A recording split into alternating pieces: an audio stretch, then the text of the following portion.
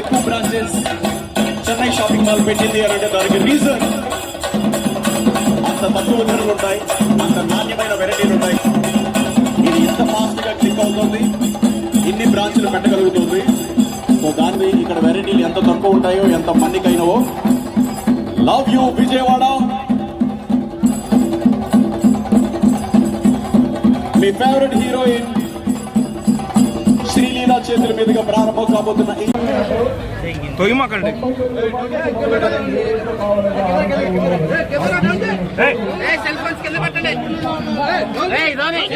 photographer